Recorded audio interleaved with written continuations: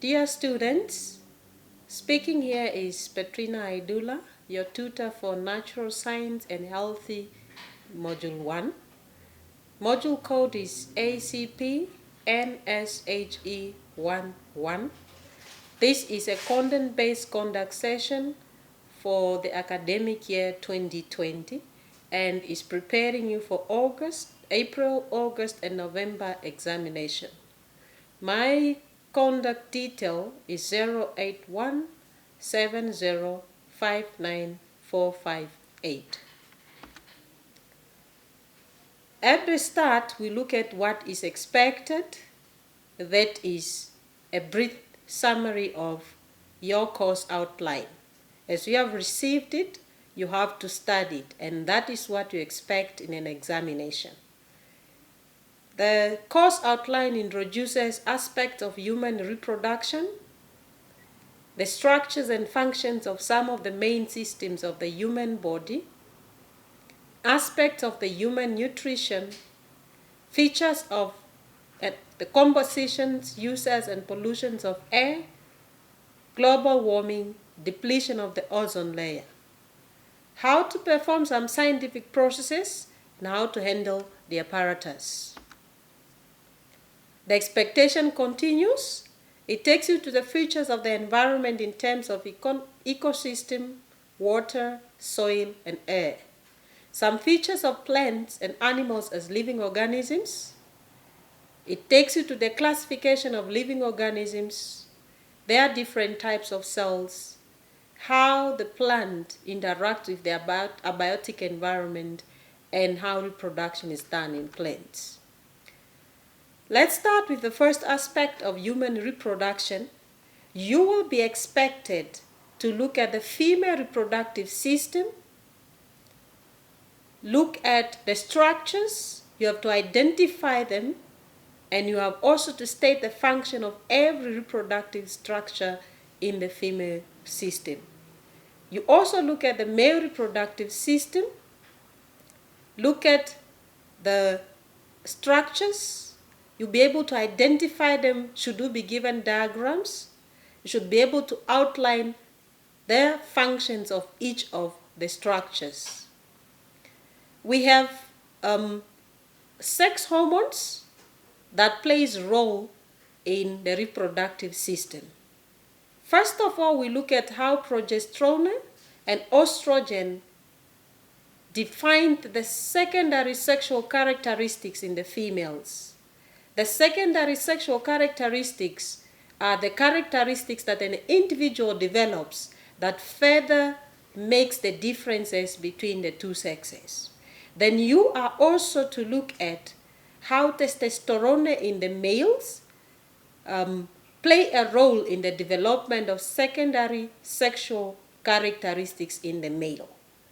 The enlargement of muscles, the broadening of chest, and all the like.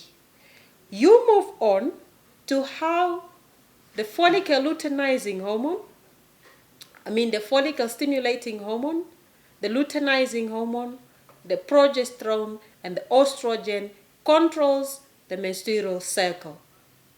The menstrual cycle has 28 days on average. The first day is counted when you see the first menstrual blood, the first day. And the ovulation is expected around the 14th day of the cycle. Should there be unprotected sex, fertilization is expected to take place in the fallopian tube, and that begins the conception of a human life. Pregnancy begins with the implantation of the zygote in the lining of the uterus wall. The placenta develops, which becomes the lungs. That means it enables the exchange of gases between the fetus and the mother. It also plays a role of a kidney. That means it filters the waste from the fetus blood. The amniotic fluid that provides mechanical support for the growing fetus, the uterus that accommodates and houses the growing fetus. You are also to look at the lifestyle of the expectant mother. As an expectant mother, your nutrition matters a lot. You are not feeding for two, but you are feeding for yourself. After the digestion has taken place, the soluble nutrients are taken to the fetus via the placenta. You need to increase the intakes of nutrients such as proteins for the growth and development of the fetus, nutrients such as carbohydrates to increase your energy level. You avoid intakes of alcohol. They affect the nervous development of the fetus. Drugs should be avoided as well. Prescribed drugs should be taken with caution and with the advice of the healthy personnel. The exercise should be taken moderately and reduce your stress level. From there, when the pregnancy terms are due, the birth process has begun. The normal vaginal birth has to take place when the fetus head is facing the cervix. The cervix dilates and the birth is enhanced by the contraction and the relaxation of the uterus wall and the pushing of the mother. The newly born baby needs to be taken care, provided shelter, affection, love, and a space to grow. The human reproduction aspect continues. We look at the genetics. Genetics is how we are wired, how we are made up, what defines even the tone of your voice, your skin color, and any other thing. You are to familiarize yourself with the terminologies such as phenotype, genotype, what is a gene, what is an allele. You are also going to look at what determines the sexes of the zygote. That is sex inheritances in human. The human male has an XY chromosome, while the human female has the XX chromosomes. With that, it will be helped with the use of genetic diagrams. I've provided two examples for you. The first one being the Punnett square, and the second one being simply the genetic diagram. The Punnett squares, you see, on top has a symbol of the male, and on the side is the symbol of the female. Each of them contribute equally 23 chromosomes to the expected or the resulting zygote, as you say there. Also know how to represent a dominant allele and a recessive allele. Look at how the human blood group is determined as well. Then we move on to the genetic variation, which is the result of the reshuffling of genes during the formation of the egg cell and the sperm cell, and also as a result of the combination of the female egg nuclei and the male sperm nucleus. As they fuse, they contribute or they give an individual that is genetically different from the two parents involved and also genetically different from other gametes that were produced. Human reproduction cannot be discussed conclusively without a talk of sexually transmitted infections and sexually transmitted diseases. We have to look at the pandemic of human immunodeficiency virus that may develop into acquired deficiency syndrome. How is it being diagnosed? The DNA test, the LISA test, and look at the treatment that uses antiretroviral drugs. Look at also how the spread of the virus is being prevented from being transmitted to fetus or to the zygote. We also look at other common STDs that are common in Namibia. I've given you two examples there. We have gonorrhea and syphilis, are caused by bacteria and therefore are treated with the use of antibiotics such as penicillins. Prevention of STs, we look at the best way of preventing them. Number one being abstinence. Then we move on to the proper use of condoms, whether female or male, and then also faithfulness to an STD-free partner that is also faithful to you. That takes us to the immune system of the human body. You are to look at the components of the immune system. The first line of defense, which is mechanical, we have the skin, we have the hair, we have the saliva in the mouth, we have the mucous membrane and the tears. You also have to look at cellular defense that involves the production of antibodies and also the action of phagocytes or phagocytosis. Then you have to look at common infectious diseases. In Namibia, having an example of the malaria disease is caused by a plasmodium parasite. Take note, not mosquito, as most of the students confuses it with. You are to look at the life cycle of a plasmodium parasite, not of a mosquito. Look at the symptoms such as fever, high temperature, and anemia. How does malaria affect one's health? It mostly affects the liver, so it brings about liver failure. It brings about pancreas failure as well. Yes, it also brings about anemia because it attacks the red blood cells. Then we look at the two types of immunity. We have passive immunity, where the body receives already made antibodies, and we have the active immunity, where your body has ability to produce its own antibodies. How are these immunities acquired? You have natural ways and artificial ways of acquiring these immunities.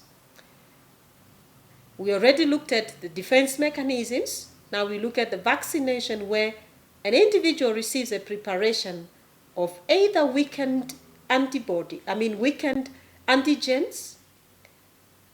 and that enables the individual to produce antibodies of the pathogen immunized against.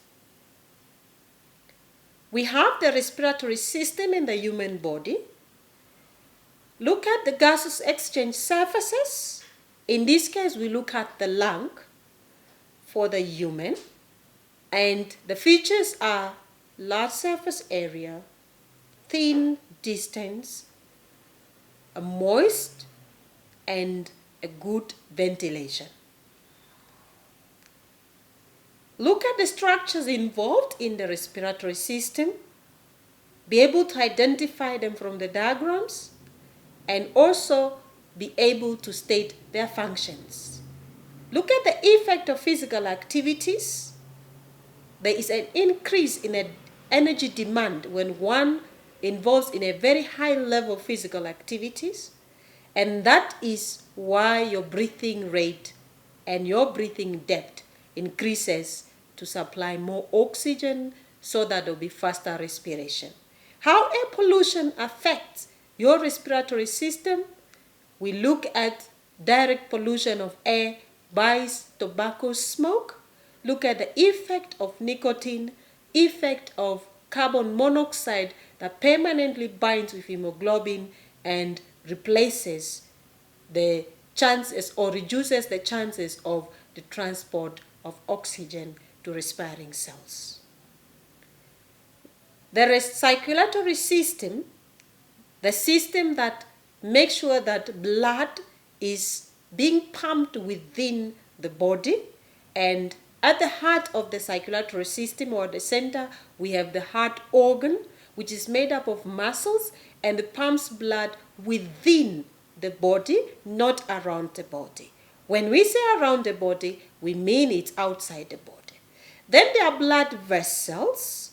We could say the blood vessels are the type of water pipes, for example, if you go to the plumbing system, and their function is to carry blood from where it's being pumped to where it will deliver nutrients, deliver oxygen, deliver hormones, and even heat energy. We also will be looking at the blood component, such as red blood cell, white blood cell, plasma, and the platelets that are needed for blood clot. The effect of physical activities on the circulatory system, they will help to strengthen your circulatory system, particularly the heart, which makes it fit and be able to function well during physical stress. The diet affects your circulatory system. Should you take in a diet high in salt, it increases your blood pressure. If it's very high in cholesterol, you will have deposits of cholesterol in your blood arteries, and that reduces the amount of blood flow.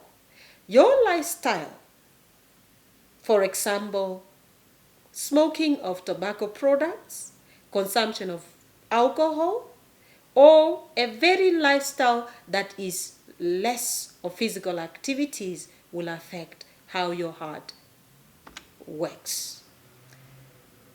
We move on to the circulatory system. What are the structures involved in the circulatory system? Structures such as your skin is involved as you sweat, excess water is taken out, excess salt, and a bit of urea. The major organ that is involved in this system is your kidney, taking out the byproduct or the waste product or metabolic waste when they break down substances like hormone or drugs that we have taken in. Urea, that is coming from excess amino acids. The next one is your lung, that takes out carbon dioxide and excess water vapor. We will look at osmoregulation, that is how the water balance is maintained in your body. There should be a balance between the intake and the loss of water from an individual's body. We move on to the nervous system that coordinates the communication between the outside world and the organism.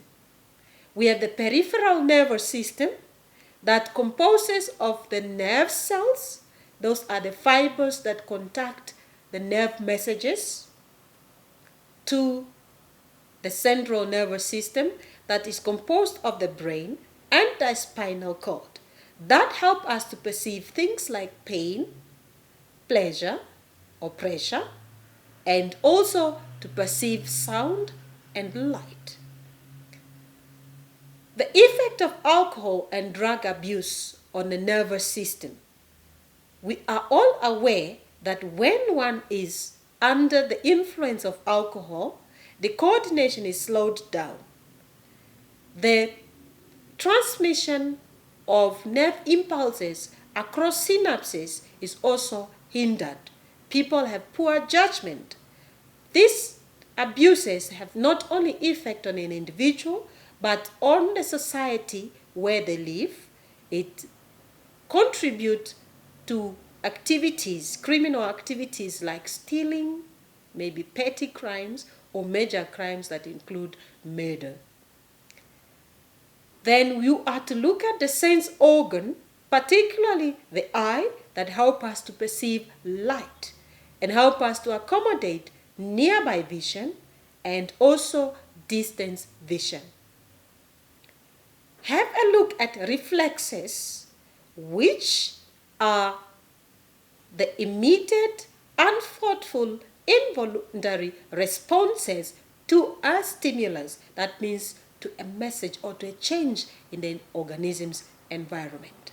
And also look at the neural pathway taken by these reflexes. That is the reflex arc. An example of a reflex is when you blink, should anything flies toward your eye, or a knee jerk, when you are hit unexpectedly on your knee. We have the endocrine system, that is the system involving the production and the release of hormones in your body. We already referred to hormones when we talked about the aspect of human reproduction. Now you are to look at other major glands, like the pituitary gland, the thyroid gland, the adrenal gland, and the types of hormones produced. For example, the islet of Langerhans in the pancreas produces insulin.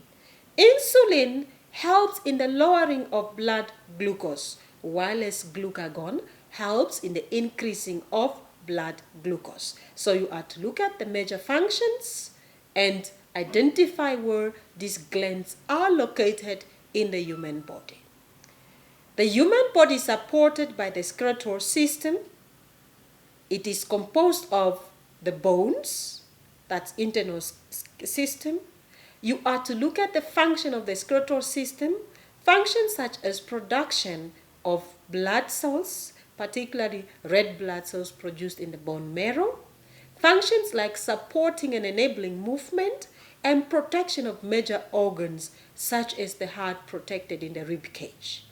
Look at the types of muscles. We have skeletal muscles, we have smooth muscles, and cardiac muscles that made up the heart. Also look at joints, how the pivotal movements are enabled. Look at the associate organs involved. Then we have the digestive system that has to look at how we take in the food, the types of food we take in, the organs or the structures involved in the processing of food,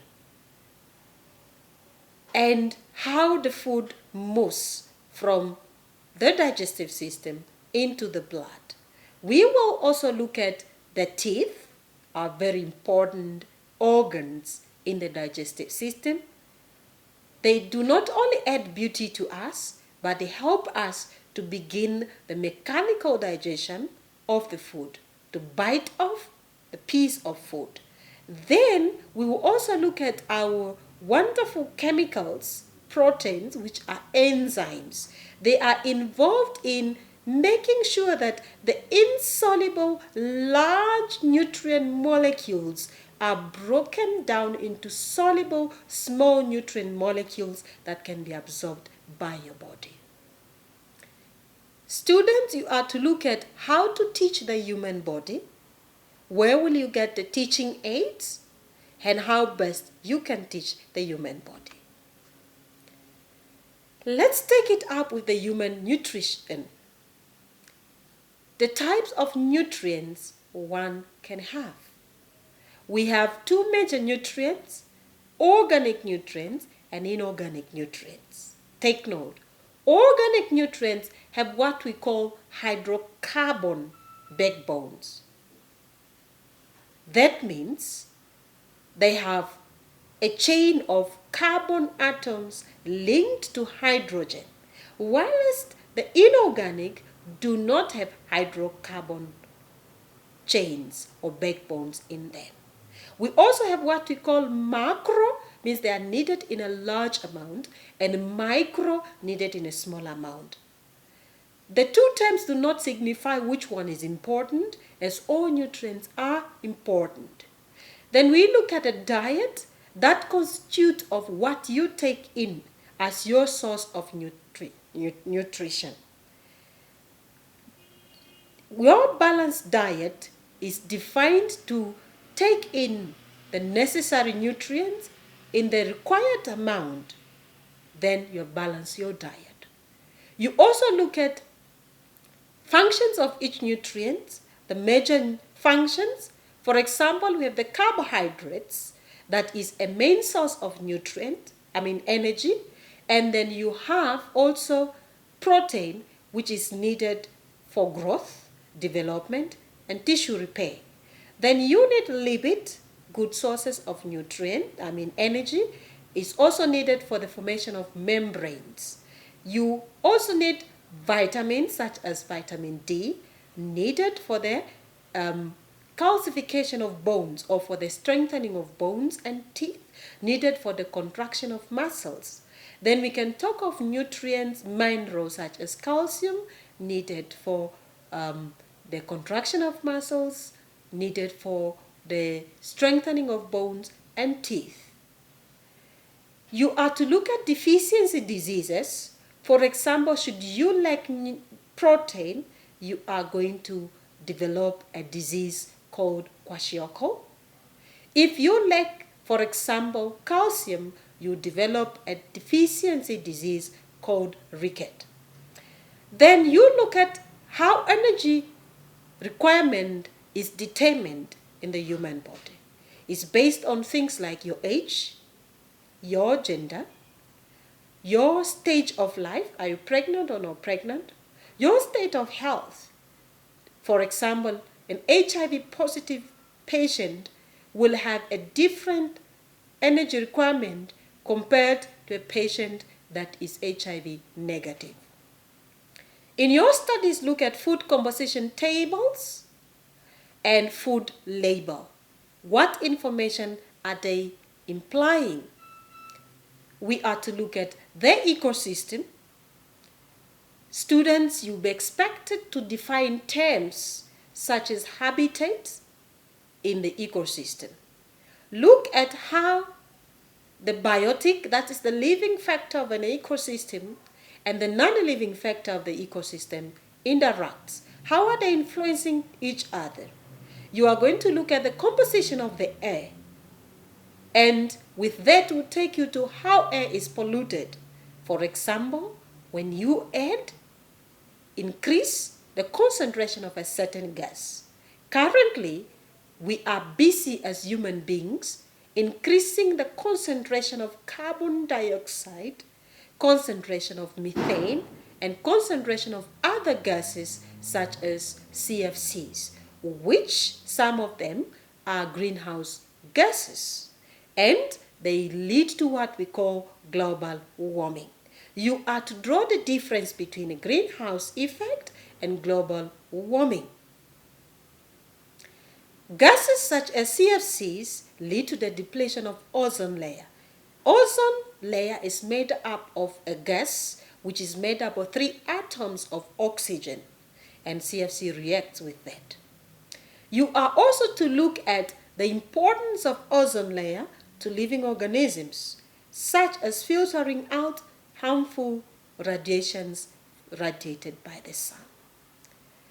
Look at how human activities impact on the environment.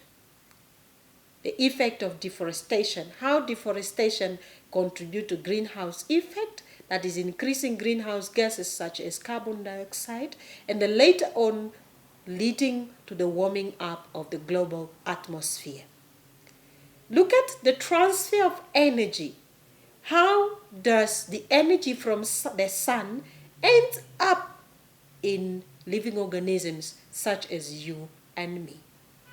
That means you are going to look at the food chains and the food web, importance of short food chains, and the effect that human activities such as taking out one species from their food chain, how does it affect the whole transfer of energy?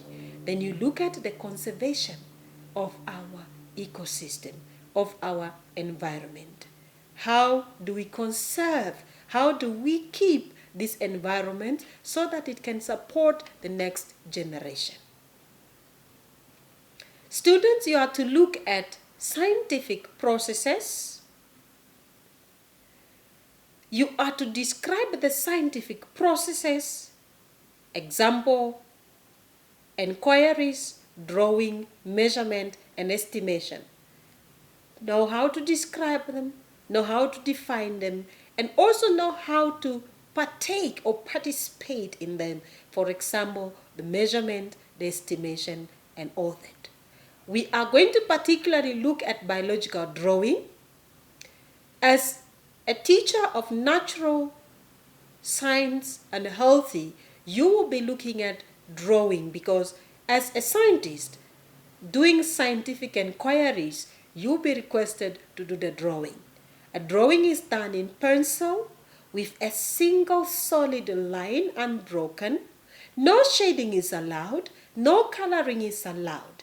And your labeling, the labeling lines drawn in pencil, the labeling words done in ink, preferably on one side of the drawing. Your drawing must be large enough, at least 2/3 of the given space. Then, as a scientific person, you are going to calculate magnification. Either from the use of microscopes, you should know how to handle that, or from your drawing, should you be provided with it. You are to familiarize yourself with the formula of how to get the magnification, because some of the things will be either made large so we can study them on drawings, or be made smaller so we can fit them on drawings. Handling of apparatus. You are going to do scientific inquiries, so you will have scientific apparatus. You will need to know how to handle them. Major one of them is going to be the microscope, the test tubes, the magnifying lenses, and all other in the like. You are studying living organisms. We look at the diversity, that is the different kinds of living organisms. What defines a living organism? That are the 7 characteristics of living organisms. You are to define them and describe them. We look at the cell. Every living organism is made up of a cell. We have 2 types of cells, prokaryotic and eukaryotic cells. Then there's a cell theory. Look at the tenets, the beliefs of the cell theory. That means every living organism is made up of a cell. And you look at the differences between an animal and a plant cell. How are the 2 different? The levels of organization.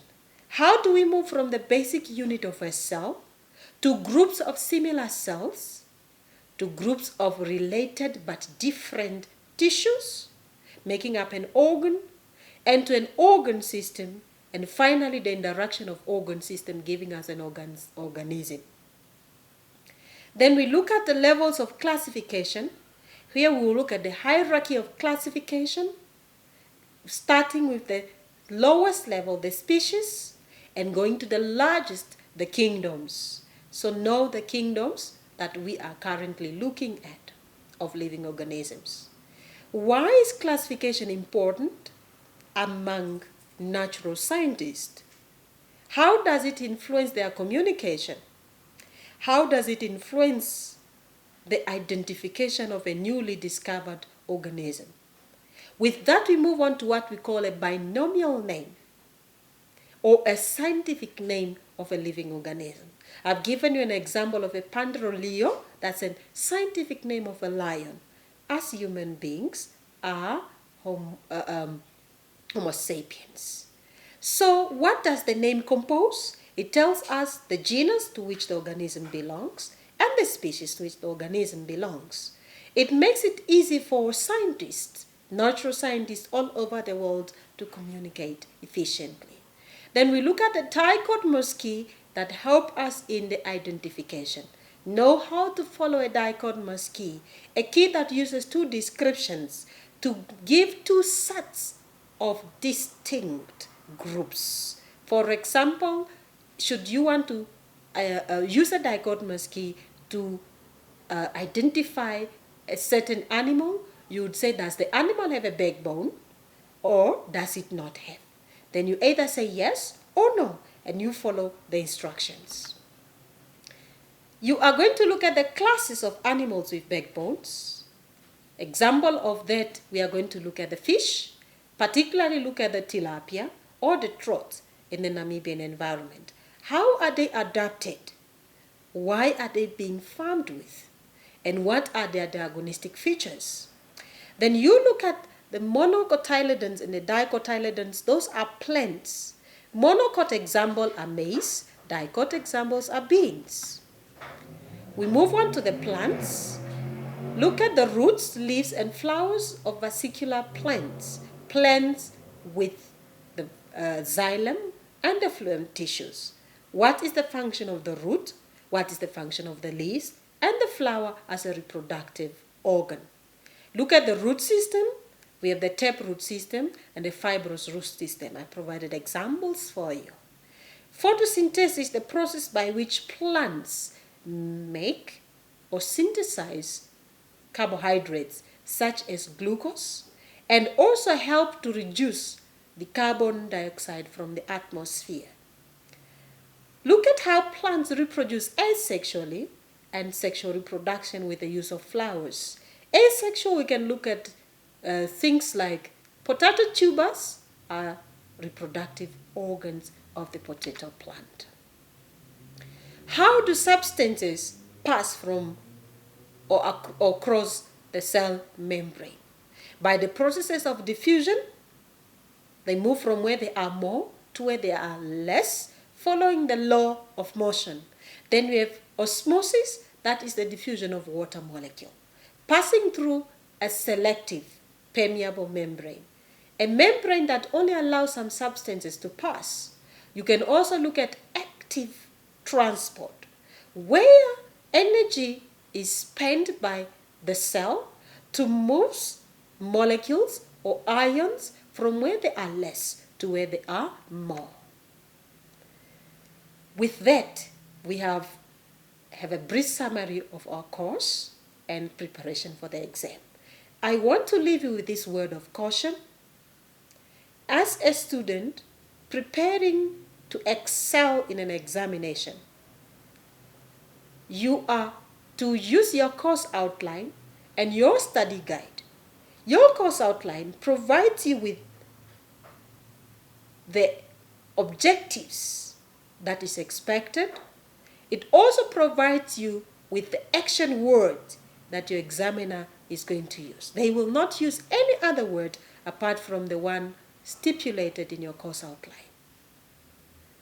Make sure you understand what you are studying. Make use of a dictionary if you don't have one. Plan your study time, how much time you spend on each unit. Practice during your study. Make use of the activities provided in your study guide. Should you need to ask someone, please do the consultation. You can consult me as your tutor. Other students that you know that are doing the same module. As you approach the examination, or while you are in an examination room, you are to survey your question paper. Go through the whole question paper, study it. Start with the questions that you're most comfortable with. The ones that you are to answer every question, but some questions we are just too comfortable with, and we cannot afford to miss should we not manage our time very well. After you have surveyed your paper, please manage your time. Make sure that you give or you assign appropriate time to the questions, because the amount of marks determines the amount of time spent on the question.